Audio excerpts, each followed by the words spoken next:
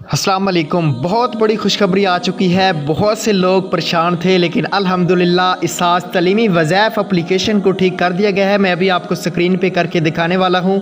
इस वीडियो को शुरू से लेकर एंड तक देखना, यकीनन बहुत बड़ी खुशखबरी है। इसास प्रोग्राम की टीम ने बहुत ज़्यादा वर्क किया और काफ़ी दिन लगे और अभी इसास तलीमी वज़ाइफ एप्लीकेशन को ठीक कर दिया गया है। वेरिफिकेशन वाला मसला भी हल कर दिया गया है।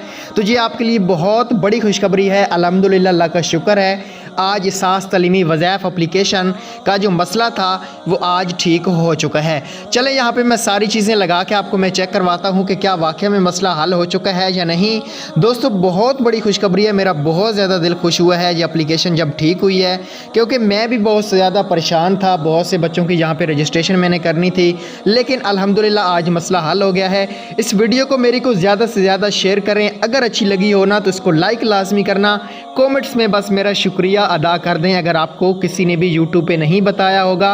अगर आप मेरी वीडियो देख रहे हैं और आपने ऐप को ओपन किया है, आपकी ऐप चल गई है, तो प्लीज़ आप मेरा शुक्रिया अदा कर दें।